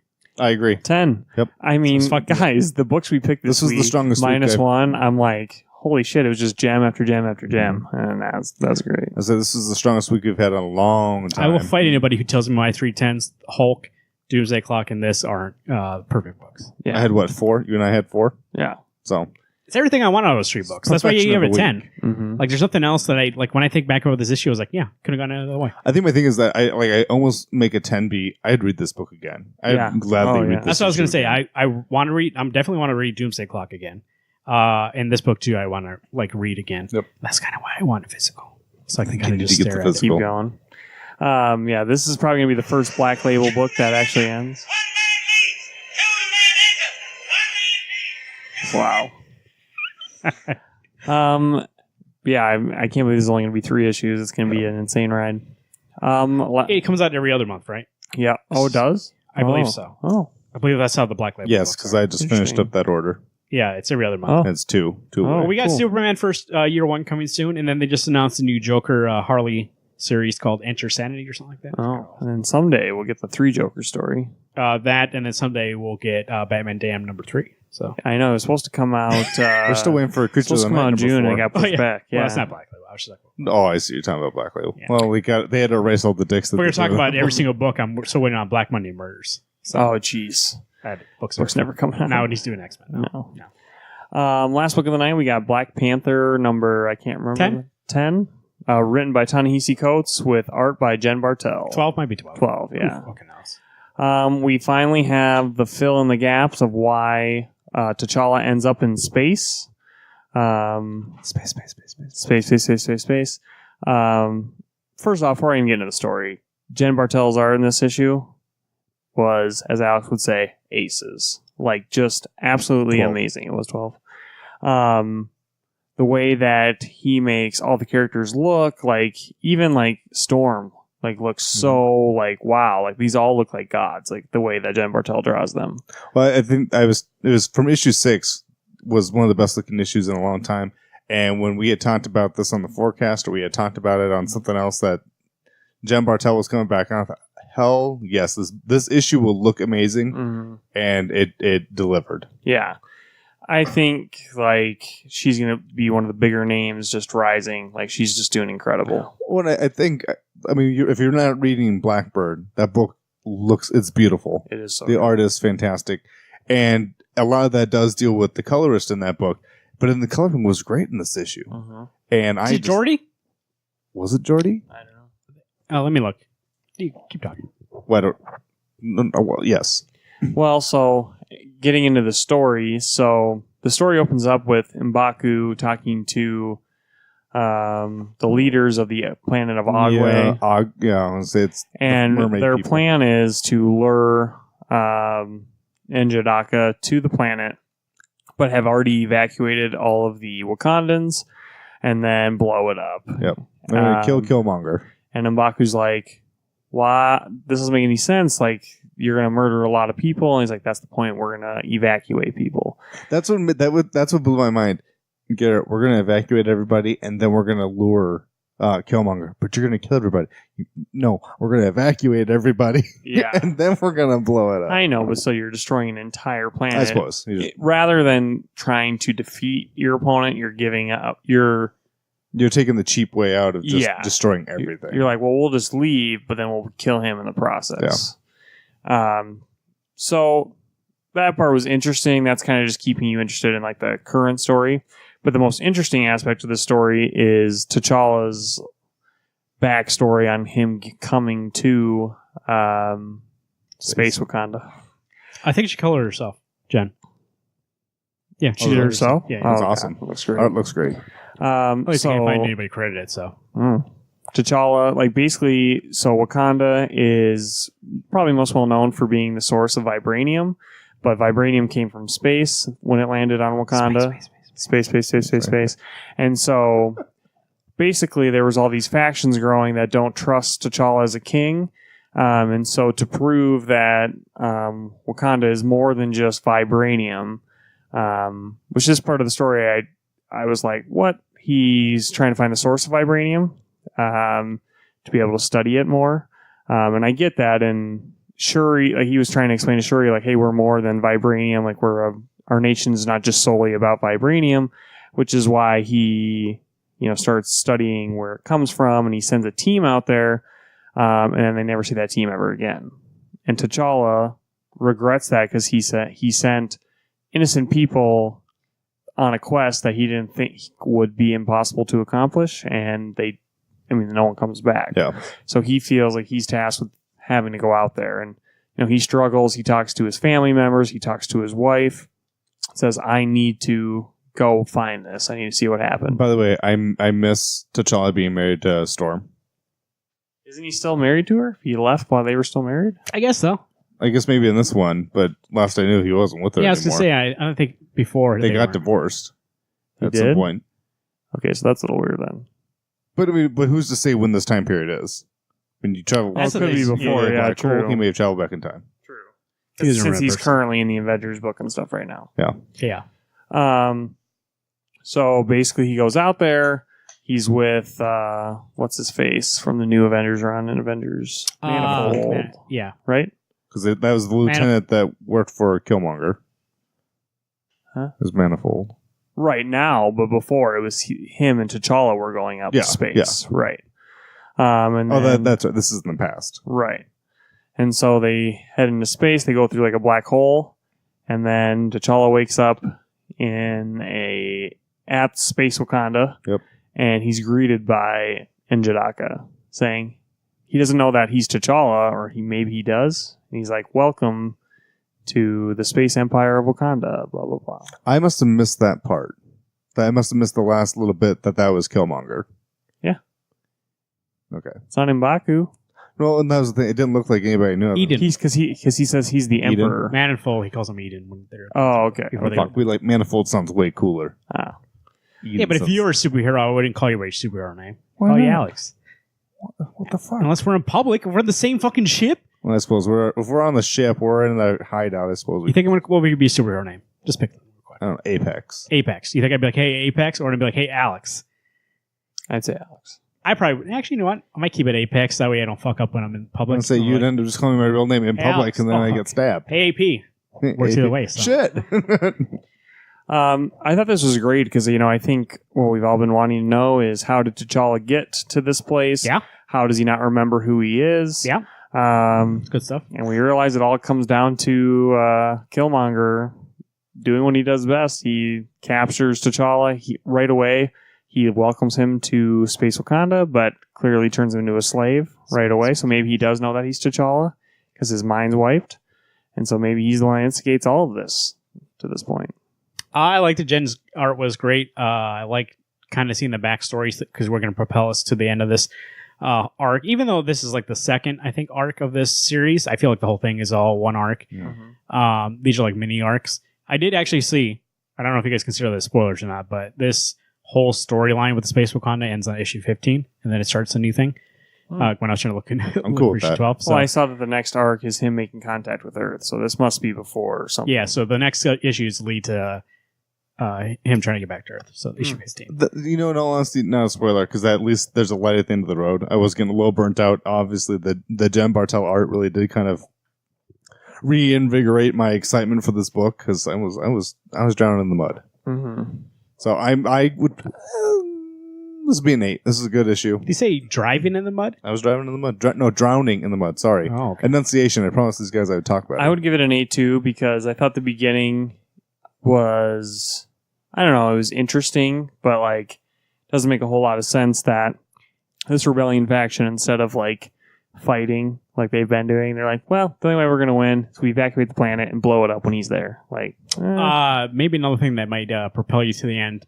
The next 3 issues, the lot before 15, or like 13, 14, 15, Daniel Kudo's back. Oh, shit, So- yes. oh snap. So we're gonna get the finale with him back. So this was a strong 8 for me.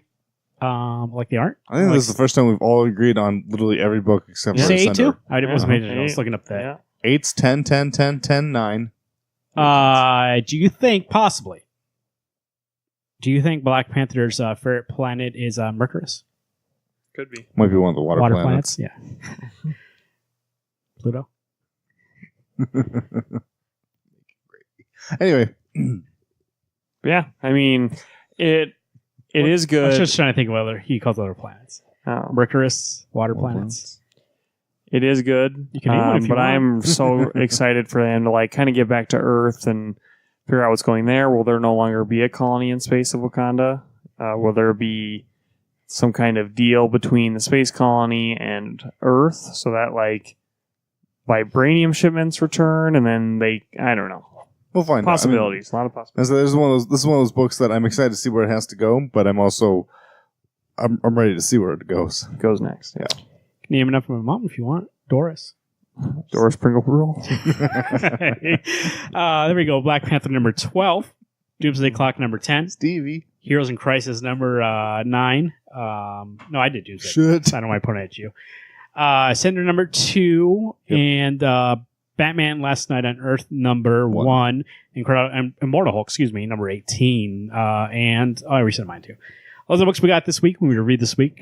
Make sure you pick them up at your local comic book shop or wherever you get your comics. Once again, not going to pressure you to do either way.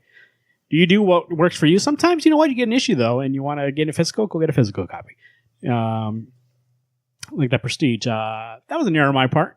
So, I might get that physical. Just want to see it, feel it in my hands. Or might I just wait till the whole thing's out and I get a trade. No, you want to get the issues. Prestige format's pretty cool. I say get the issues.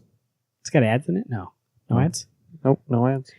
All right, there you go. Well, welcome to Wednesday Comics News. What did it used to be called? It used to be called Pastrami News. There you go. And then before that... Pastrami's dead. Yeah, so. Pastrami we killed... He's moldy. Well, because we killed Steve. Mm-hmm. No, Steve went to jail, I think. No. No. Jimmy's dead. Jimmy died. Steve's still arrested. around. Yes, he did too. Steve... You know what the most... I think Steve just got beat I just up. beat him up, yeah. And so he got away and he killed Pastrami. Steve is Wally. I got it. Yeah, he got away and he killed Pastrami. So he's on the loose. We are looking for Steve, but Pastrami is gone. So in his honor, the honorary Pastrami News, now we're just going to call it Wednesday Comics News. That's what we're doing, some news segments. First up here, Garrett brought it up before we started recording. Confirmed now, Robert Pattinson will be the Batman. Actually, it's fucking hilarious. The headline that I saw, that the first one that came out, I think it was from Deadline or something like that, was Robert Pattinson is Bruce Wayne in the Batman.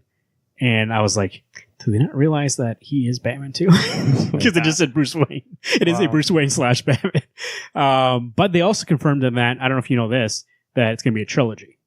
Yeah, because they said they want him to sign on for 2 more, and he only signed for the first one so far, which I'm like, why would you ever give him a contract for 1 movie to sign? Why would you not sign that right away? 3-pack. Here you go. So they want a new trilogy with Robert Pattinson. Garrett, walk us through this. Before we turned the mics on, you were talking about some people have some issues with Robert Pattinson. What were you saying?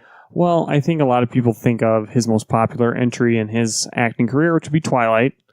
He played Edward Cullen. And I think we've talked about, I think most of us have seen some of the Twilight movies, or if you haven't, whatever. If you have seen them, it's not that he's not a bad actor by any means. He's just acting with what he's given. So the storytelling, I'm trying to think of other stories. Maybe Henry Cavill Superman. He could probably be the best Superman ever, but when you have such a horrible story, it's hard to be the best actor. To be portrayed in such good light of your acting ability. When you're directed to be this way, right. I need you to act like this. You need to be this character. You're not. And I don't think the Twilight movies were horrible by any means. I think he actually did a great job acting in those. There's other movies that you can see in his repertoire that is so good. One that comes to mind for me is Remember Me. So the moody, brooding Bruce Wayne I could see. I don't know. I've seen there's some other movies that he was also in Good Time. I haven't seen it. I saw it was on Amazon. I'm going to check it out because I heard he's fantastic in it. It's a movie about his brother gets kidnapped and he goes trying to get him back. A lot of people, it's an action movie that's trying to be realistic. A lot of people say that reminds him of The Raid. Obviously, it's not kung fu or anything like that, but it's an action. So I'm going to watch it. They say he's fantastic in it. So I'm going to watch that because I feel like that'll be the closest to him being Batman. So actually, he's going to fight, and I'm cool with that. I'll watch that. Yeah, and the only thing I think about when Ben Affleck was Batman is they did all the CGI fighting and stuff like that. I'm like, please just get a stunt double or like make him actually do fighting like in the Dark Knight trilogy. I want to see legit fighting technique, not like whatever super speed kung fu. Look how strong I am and punching your face. Or that I would also say that, and I love those movies. So this is not a slight against them, but that's just how he wanted to do it. Nolan, even in his films, Batman fights, but the way he cuts really quick, it's not like you actually see anything. It's meant to not always. It's meant to look like when he fights Bane. That's the only time you see him actually fight. In Batman Begins, you see it a lot too when he's fighting Ra's. No, the only time you don't is when he's like in that warehouse. It cuts a lot. Like he goes to punch, and then it cuts when he lands it, so you don't actually see it fully because he's not actually punching him. Yeah, I suppose. You go watch a Jackie Chan movie and see how there's no really cuts, and you tell me they both look the same. Go watch The Raid. I would agree. Go watch The Raid and tell me that they both look the same. Okay. I say when you say The Raid and stuff, and that makes me excited to go. Okay, that would be what I would expect from my Batman. Is you're in a hallway, you got to fight your way through it. And that's what I want to see. I want to see him I want to see a one take. Robert Pattinson as the Batman. He's going down a hallway. There's all these bad guys, and give me a fucking hallway scene. They do it all in these Marvel series, like Daredevil. Those fight scenes, right? That is what I'm talking about. Like even in Arrow, those fight scenes, like they don't cut. Like you can see there's choreography, but it's an easier way to do it. Like you just do a scene by scene. Like I pretend to punch Alex, and then you cut. Because if there was choreography, obviously Alex has to block it, but you need to see all the movement so they don't cut. I'll show you what I mean in a second after this podcast. I'll send it to you. Are you and I going to fight? Yeah, probably. Well, I think he's going to be a great Batman. I'm a little concerned about his Bruce Wayne, only for the fact that I'm just curious how he's going to go about his portrayal of Bruce Wayne. I'm excited. I'm excited though. I mean, I'm definitely giving him a chance. Like Cedric's coming back, baby. So. He was good in that movie as Cedric. Like that. I mean, like he was really like upbeat and stuff like that. And like I would imagine that's how Bruce Wayne would be, like the fake Bruce Wayne. You know I would say Bruce has to be the playboy, so he's got to be eccentric. He has to be like, okay, I want you to throw at stuff, and then you get to see the broody side of him. More importantly, we actually hopefully will get to see detective work, and that is the biggest. Well, that was Matt Reeves said. Like he said, they don't do detective work in these movies, and that's what he wants to do. Holy shit! I don't even care who the bad guy is. I just want to know that before we get to him. We gotta figure out who it is. I think if you read that interview with Matt Reeves, he basically wants to make this a detective movie first that has Batman be the character, then make a Batman movie where he does some detective work. You know what I mean? Yeah. So it's gonna be really like a detective. I think he said noir, like a noir kind of movie. And that's why there was like a mystery over 3 movies that was trying to be solved. Possibly. I mean. It'd be fine if there's a big boss man, but there needs to be... Well, did you guys hear who the villains are for the first movie? Or I guess I don't know if it's rumored. I don't think it's confirmed. It's just rumored. It's Catwoman and Penguin. Really? Does that kind of drop your excitement, or what? I thought I heard Riddler and Riddler was also going to be in it, but I think he's going to be set up for like that might be the guy who's the big bad overall. But here, Catwoman and Penguin. Penguin, it makes sense because you can make him just a gangster. Yeah. He could be his first guy, and it's really like, nobody that's super crazy. And then Catwoman probably will be in it, but not really. I would expect her to be like involved, but not like the main villain. I'm pretty sure it's gonna be Penguin, the main villain. I don't know. I think for me, it'd be one of those things. I really don't like Penguin. I think we talked about that. We've seen that combination though already. Hey, he might change his mind. Or that may just be a rumor. You're right. It could be rumor. But part of me is just like, okay, if we're going to do... I'd almost rather see like the gang war thing then. Do a Black Mask. We haven't seen Black Mask before. Do... Scarface. Killer White. I still like the ventriloquist. I think that's a sweet idea. I think he'd make it creepy. A little dead silence. But we'll see. We'll see what happens. Because there's a lot of magic. options. You guys ever seen Magic with Anthony Hopkins? Batman's got a lot of bad guys to choose from. Yeah. Dummy's alive. I do want to see a new take on the Riddler, though. I do too. I want to see like a Zodiac kind of Riddler, where he's like leaving clues. What's in the box? He's like how the Zodiac killer would like tease the police people, being like, "You're not going to figure out who I am." You're not going to figure, and then they didn't. But he would leave them like too many clues. So stuff to decrypt. They had to decrypt his messages before they even figure it out, and then the messages would be like, "You're not going to figure out who I am." So they wasted so much time trying to decrypt his messages that. I don't know. That's how I see the Riddler as. Like if you're gonna have a character, it's not just gonna be, we did a commentary for Batman Forever. I like that movie. Yeah, I grew up with that movie. But he's not gonna leave one word riddles that are like shit you can find on a popsicle stick after you eat them. So like, well, I want to see more than like Arkham Knights or Arkham game stuff. Yeah. Do it where you have to, eventually you work into finding out who it is, or Riddler leaves you a box, a deciphering box that after you've done enough things, he gives you a clue to figure it out. Like, I mean, I want it to be this big thing. I don't know. I did read an article with Matt Reeves where he's trying to include a bigger chunk of the Rogues Gallery instead of just only a couple One here and bag, there. Yeah. He wants to, like, I mean, That's what I mean. I don't think Catwoman and Penguin are going to be like the only people in it. I think they'll just be in it. You know what I mean? That's fine. Next story here. This is a rumor, but there's a lot of stuff behind it that makes it seem like it actually is happening. Or I mean, what's actually happening is like that Sony wants to do this. I don't know if you saw this. Mm-mm. Sony wants Tom Hardy's Venom to be in Spider-Man 3 and not Deadpool. So there are no plans to add Deadpool to MCU Spider-Man 3, but Sony desperately wants Tom Hardy's Venom in this movie.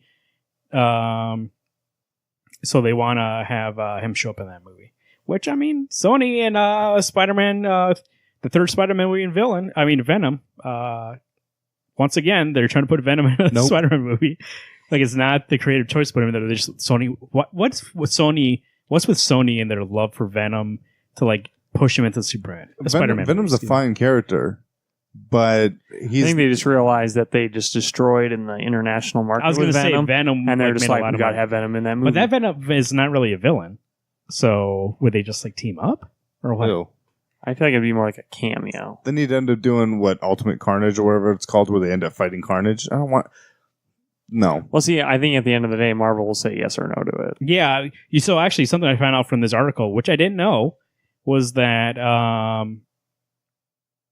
what's his name? Tom Holland is not on a Sony contract. He's on a Marvel contract. Like he's contracted through Marvel to make, I think, 6 Spider-Man appearances. So Infinity War and Endgame count and Civil War. So he has 3 of these movies to do. So he's at 4 because he did his own Spider-Man movie. Yeah. So he's at 4. So So, he's he only has got 2 more. One left after Far From Home. Yeah, so that means that Spider-Man 3 would be a Marvel movie because he's contracted under Marvel. Yeah. So that, like Garrett was saying, that just proved like they can want what Sony wants, but it's going to be up to Marvel. Why? Yeah, they're always obsessed with trying to set up the Sinister Six. They're always obsessed with these like really bad ideas. It's like, why don't you just tell a good Spider-Man story and shut up? Well, see, they've already built up to good things. You brought in characters that we've never seen before, and you've already led into Scorpion needs to be whether he's in this one or not. I doubt it, since we kind of confirmed everyone else is going to be a bad guy. Mm-hmm. He's your third villain. You got someone new that you've never seen before that actually does kind of serve a purpose as a great arch nemesis. It doesn't have to be a Goblin. It doesn't have to be a Venom. It doesn't have to be these overpowered guys that everyone wants to have. But if I could get a cloth-wearing Green Goblin, I would be down. I would gladly take a Goblin. Like, if anyone could fix the Green Goblin problem since there's ever been a big screen Spider-Man movie, wouldn't it be the Marvel Universe? You would think so. Like Studios? We'll talk about that in a second here. Okay. Because we're going to get to a little bit of Marvel talk. So this part here stems off to the next story, which we know is confirmed, at least that they're going to introduce it. We don't know what capacity, but and so in this article talking about Venom being in that movie, this is how that worked because he's already been in his own movie and nobody knew who the fuck Spider-Man was. There was speculation that with the introduction of the multiverse, which we learned from the Far From Home trailer, in which Mysterio says he's part of a different universe and he's a good guy in that universe, and he needs help now. That they would introduce that Venom through that multiverse thing. That he would show up in that one and be like, "Hey, who are you?" And be like, "That'd be it." So see, my deep down inside, I want the multiverse to be. I want it to be legitimate, but I want this one to be bullshit from Mysterio. That's the thing, though. We don't know if that's true or not. So if it turns out to be true, then it opens the floodgates for that's where the X-Men come from. That's where Fantastic Four comes from. They can just be like, "Oh, I exist in this other universe, and now we're all together." I'd rather them just be late to the game. That's what I was going to say. It'd be an easy way to introduce them all, but also it's kind of lazy. Yeah, I hate I was in that. this other universe. I'm popping in now. I would hate that. And then for them to all decide, hey, we're going to hang on this one together. I also think it muddies the waters in a way because then you can have them go back and forth. And it's like, if they ever want to do anything, like let's say for somebody to die, they could be like, oh, let's go get that person. Like Tony. What if they went to a different universe? Like, hey, let's get Tony. Yeah. dumb. And so it doesn't make it as reasonable. I don't know, it's fine if it's multiversal, but don't bring in these characters that belonged elsewhere, and that's why they can show up. I don't mind if it's, we came from Mysterio's in its own world. Craven was here. These guys don't belong anywhere else out in Sony world or 20th century. I'm Fox hoping world. there's no multiverse. I think Endgame was complicated enough with the time travel and the different realities and things like that. I think if there is a multiverse, let's not dissect it so hard. I think you need to go back to a simple A to B line and be like, hey, this is the universe we're in. Yeah. I don't want to be jumping around universes and introducing different concepts just to bring in superheroes. It's like, then continuity is just fucked and you could literally do anything. Yep. I think, that takes out of it being like the realness factor. Yeah, and people would be disinterested. We live with it because we just know that's comics. Like, people die and come back all the time, so yeah, it makes sense that there's other universes, whatever. But in a movie, so like for Tony to die in I think at this point we're okay, right? Yeah, Endgame, we're way past Tony to die in that movie, it really touches you because like that's it. It's final. Mhm. Like, if this is this universe, he's dead in this universe now. Whereas in comics, if Tony died, I'd be like, yeah, he's gonna come back in 4 months. You know what I mean? Yeah. Or they'll find a different version of him. Or Cap, he'll come from his dreams and be Captain. So, Ghost or Cat. like we just learned from Bruce Wayne, the clone machine. So, Of course. Yeah. The weird thing is that for me, you want to be so logistical. I don't care that there's a clone machine. Makes sense. So stemming off of what you just said too, the rumors off of Endgame is that the next phase of the Marvel Universe is going to be centered around Norman Osborn. They're going to introduce him, and he's going to be the big bad, and they're going to introduce the Dark Avengers. That's cool. And that'll be what the next, because they had mentioned Fahey had mentioned that the next one is not going to be so grand. The next one, it's going to be a bunch of smaller movies that are more contained, but there will be a more realistic villain that is a smaller scale, but still like in a way that's different. So people were like, "Oh, it's probably Norman. Please." He's probably going to buy the Avengers Tower because Tony's dead, obviously. So she might give that up. Like, why do they need that anymore? And then they make that storyline happen because by doing that, they can have Norman show up. He'll be in the Spider-Man movies, and he'll be in the Avengers movies. Like, that makes an excuse for why he would show up in Spider-Man would show up in another Avengers movie. And then you can go to Dark Avengers and have some sort of big Avengers movie where they fight each other. So, oh god, yeah, please. So we'll see. That was a rumor that that's the next kind of phase, which I assume either at Comic-Con, which is coming up, or at D23, which is later in the summer, that they're going to announce their next phase because we really don't know anything about it besides the movies that are obvious that are coming up soon. I keep seeing things on Facebook showing me, all these different titles of movies. It's all fake. Where it's like Captain Marvel and the Valkyries. It's clickbait, Alex. So, well, and I never click it, but I was like, I know, I saw a bunch on YouTube. Because when I see the Spider-Man thing, it's the 1990 Spider-Man symbol. It's like, yeah, that's not it. Whatever the movie is that ends that next phase is going to blow everyone's fucking minds. I know. It's either going to be like Dark Avengers or I've heard rumors, and like this is way reaching. I don't think it happened, like a Captain America 4 or something. There's going to be some fucking hook at the end of that phase that's going to be insane. I mean, well, there is going to be Captain Where the America. hook going? Well, I know, but I mean, like, You mean Steve Rogers? right? Isn't he going to be in that Loki series? I don't know. That's the rumor I heard. They said that they would figure out how Captain returned all those gems in the Loki series because Really? he has to take back the one that Loki took. That's true. So That'd be pretty awesome. I was thinking of like a cool idea in the next couple of phases, like instead of like doing another movie, what if they did like 5 to 10 minute scenes as like a mid-credit scene instead to kind of show him doing all those things? I don't think it needs a full movie, but just like have certain scenes of him returning the stones. I guess that would be changing the entire format, but I just think like, maybe they for this next round of movies they want to try something different with the end credit scenes. So, I see what you mean. Yeah, just kind of like Maybe. sprinkle it in. That's what I there, hope they but- do. I hope we like the next. I feel like the first 3 phases were kind of like one big thing, Mhm. similar to Black Panther. And I hope the next one just like does something different. Right. We don't just get the same thing over again. Oh, there's Big Bad again. When I mean Big Bad, I mean like universe-ending Big Bad. Yeah. Like I want somebody who can end the Avengers, but doesn't really want and wants to take over the Earth, not really destroy everything. Galactus. Doom. Next one here, not really that much information, but I kind of wanted to, we all play games, so I just wanted to figure it out. That Avengers game will be at E3 from Square Enix. The people who made the Tomb Raider Tomb Raider. games. Yep. They announced that it's going to be a multi-year, multi-game licensing agreement. It's going to be a game that it's like going to be ongoing. So me and Gary are kind of used to this, like kind of how Destiny is, where like they constantly release like seasons. That's kind of how what they envisioned the Avengers game. They said it was going to be co-op driven, or you can play single player. Yeah, you can do solo stories, otherwise co-op missions. And so it's going to be like an ongoing thing. So I just want to get your take as like them building kind of Avengers world in a way, we'll say. One, depends on who I can be in the crew. Dude, that's the thing. You're going to have to get PS Plus, buddy. No, I know, but I'm saying depends on who I get to be. If there's only the 6 options, the main 6, Marvin's captain. I think it's That's going the to be thing. way more than that. Are you going to I be able wanna to be- make your own character, or is everybody going to be running on as Captain America? Because if it's like a whole connected universe, like what they said, connected like a world, like in Destiny, when we play Destiny, like everybody's on there. You can see other people. Obviously, we don't talk to them. Right. Because, come on, I don't talk to strangers. My mom taught me better.